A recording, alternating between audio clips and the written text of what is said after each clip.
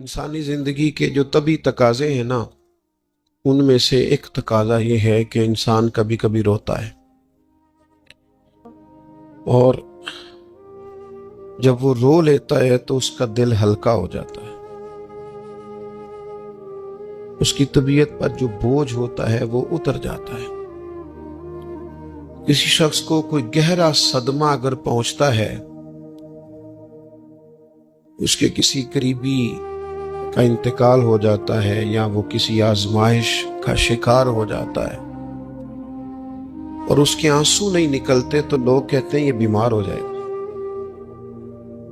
अगर ये रो नहीं रहा तो ये शदीद ज़हनी दबाव का शिकार हो जाएगा। इंसान रोता है, आंसू निकल आते हैं, तो उसकी तबीयत से बहुत सारी चीजें, बहुत सारा बोझ हट जाता है। रोना अल्लाह ताला ने इंसानी फितरत का तकाजा बनाया है कि जिस तरह वो खुश होता है, हंसता है, तो उसके चेहरे से वो चीज़ें आश्कार होती हैं। तो इसी तरह जब वो रो पड़ता है और आंसू उसके रुखसारों से छलक आते हैं, तो ये उसके गम का इजहार होता है। हमारा ये मसला है कि रोते बहुत ज़्यादा हैं लोग और कसीर तादाद में आंसू बहाते हैं, लेकिन मंजर तकलीफ का ये है कि बंदे बंदों के लिए रोते हैं, बंदे दौलत के लिए रोते हैं, इख्तदार के लिए रोते हैं, मनचाही जिंदगी के लिए रोते हैं, बंदे हुसूले ज़र के लिए रोते हैं। हमें कहा गया था रो, लेकिन रोना अल्लाह रसूल के लिए। एक तो बंदों के लिए नहीं रोना और एक बंदों के सामने नहीं रोना। रोना है तो अल्लाह के लिए, उसके महबूब की मोहब्बत के लिए, और चूंकि ये मामला ही अल्लाह रसूल के साथ है तो फिर बंदों के सामने क्या रोना। जब उनके लिए रोना है तो फिर उनकी बारगाह में रोना है। हम इस माशरे में आज आंखें खोलते हैं और देखते हैं तो इस माशरे का एक बहुत बड़ा मसला गैर संजीदगी है, हंसना है, और गैर संजीदा हंसना है।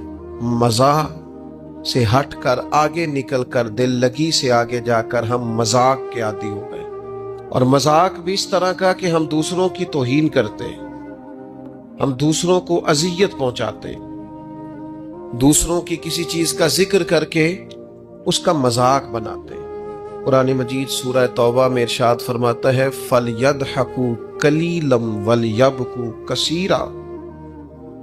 फरमाया इन्हें चाहिए था कि थोड़ा हंसते, वलयबकू कसीरा, और ज्यादा रोते।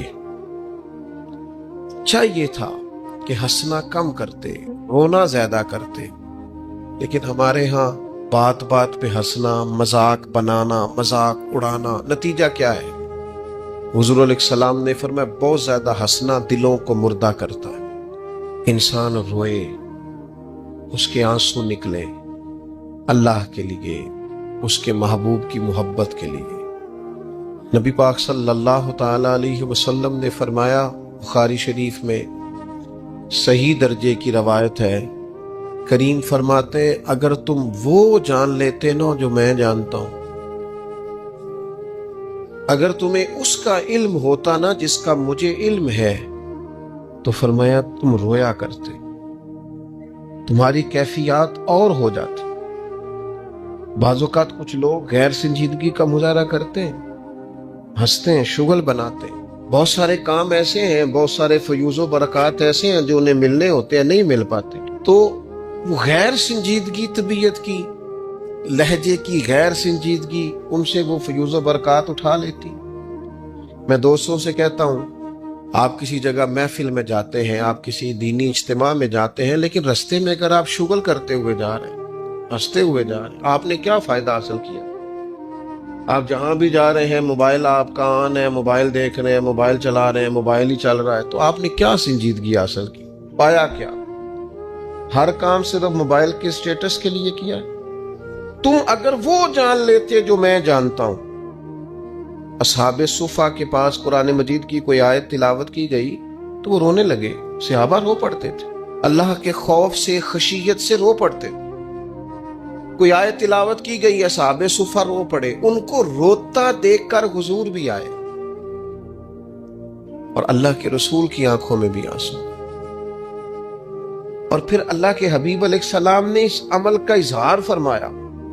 حضور فرمانے لگے جو آنکھیں رب کے خوف سے آنسو بہاتی ہیں نا، ان کو اللہ پھر دوزخ پر حرام کر دیتا، پھر وہ جہنم میں نہیں جائے گا۔ اللہ کے خوف سے چھلک پڑی، جذبات ابل کر باہر آ گئے۔ سعادت مند لوگ ہوتے ہیں، سعادت مند۔ نبی پاک علیہ السلام نے فرمایا، ترمذی میں موجود ہے، حضور فرماتے ہیں 3 باتیں خوش بختی کی علامت ہے۔ یا رسول اللہ صلی اللہ تعالی علیہ وسلم کون سی؟ ایک تو حضور نے فرمایا اللہ سے ڈرو، اور دوسرا فرمایا بلا وجہ اپنے گھر سے نہ نکلو، اور تیسرا فرمایا اپنے گناہوں پر رویا کرو۔ اگر تمہیں رونا آ جاتا ہے تو یہ سعادت مندی ہے تمہاری۔ مجھے کچھ دوست کہتے ہیں مجھے غصہ بڑا آتا ہے، تو میں کہتا ہوں مجھے بھی بڑا آتا ہے، بڑا آتا ہے، لیکن اپنے گناہوں پر آتا ہے، اپنی غلطیوں پر آتا ہے۔ مجھے زندگی میں جتنا غصہ آیا ہے اپنی کوتاہیوں پر آیا، جہاں جہاں مجھ سے سستیاں ہوئی ہیں مجھے ان پر غصہ آتا ہے۔ اور جب اپنے آپ پر غصے سے فارغ ہوں گے تو کسی اور پر بھی کر لیں گے۔ ابھی تو ڈھونڈتا پھرتا ہوں اے اقبال اپنے آپ ہی گویا مسافر، آپ ہی منزل ہوں میں۔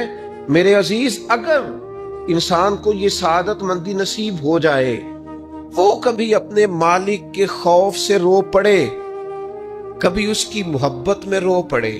مجھے بتائیں نا، بچہ جب رو ہی پڑتا ہے تو پھر اماں سارے کام چھوڑ کے متوجہ ہو جاتا ہے۔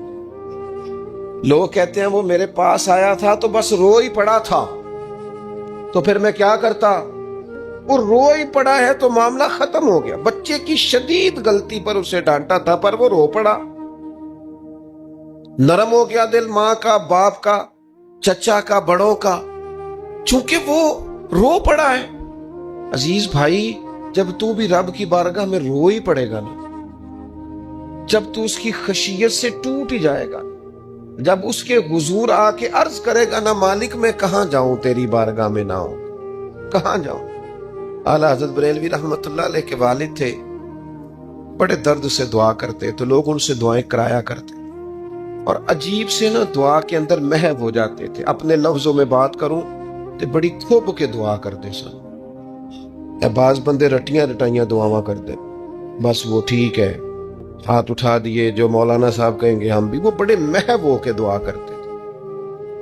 کسی نے ان سے کہا حضرت اتنی للہیت سے اور اتنی محویت سے اور اتنے ذوق سے دعا کیسے؟ فرمانے لگے میں نے اپنی بیوی سے طریقہ سیکھا۔ سیکھنے والے سبھی جگہ سے سیکھتے، اپنے بچوں سے بھی سیکھ لیں، اور جن کا خیال ہونا ہمارے پاس کل عقل آ گئی ہے، وہ بیچارے عقل کو خیر بات کہہ دیتے ہیں، جن کو سارا ہی پتہ ہے انہیں کچھ پتہ نہیں۔ کہتے بیوی سے سیکھا ہے دعا مانگنے کا طریقہ۔ حضرت وہ کیسے؟ فرمانے لگے اسے کوئی کام تھا مجھ سے، کوئی گھر کا خرچہ تھا، اس نے بتایا خرچہ، میں نے اسے کہا ابھی میرے پاس پیسے نہیں ہیں، آتے ہیں تو دوں گا۔ 2-4 دنوں کے بعد پھر اس نے کہا،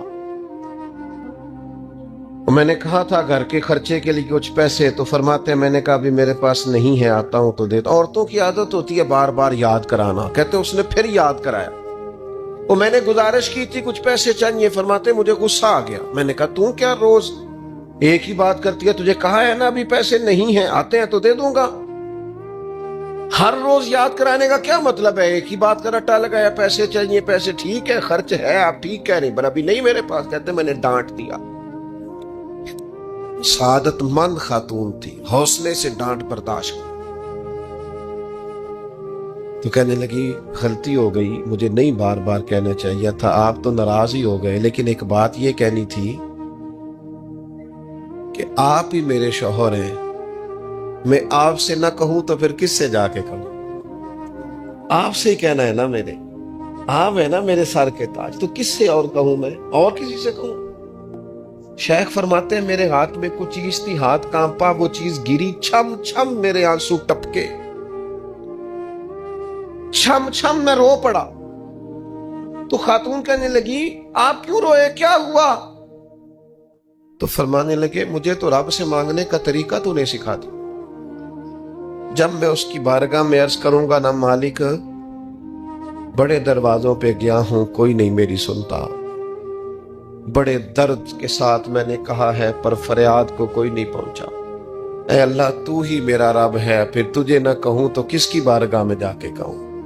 मैं बीमार हूं और शिफाओं के लिए तरस गया, मैं मकरूज हूं और जान छुड़ाने के लिए तरस गया, मैं कमजोर हूं और सआदत पाने को तरस गया, मैं बेकैफ हूं और सजदों की लज्जत के लिए बेचैन हो गया हूं, मैं बेकैफ हूं और चाहता हूं मेरा कुरान पाक की तिलावत से दिल लगे, पर मालिक जब तौफीक तू देने वाला है तो फिर तुझसे ना कहूं तो मैं किससे जाके कहूं। नबी पाक सल्लल्लाहु ताला अलैहि वसल्लम ने फरमाया दो आंखें दोज़ख में नहीं जाएंगी। या रसूलुल्लाह सल्लल्लाहु अलैहि वसल्लम इतना करम, वो दो आंखें कौन सी हैं? फरमाया एक वो जो अल्लाह की राह में रात जागती रही, किसी सरहद पर पहरा दिया, कोई ड्यूटी की, कोई खिदमत की, राह खुदा में जो आंखें बेदार रही राह खुदा में दोज़ख में नहीं जाएंगी।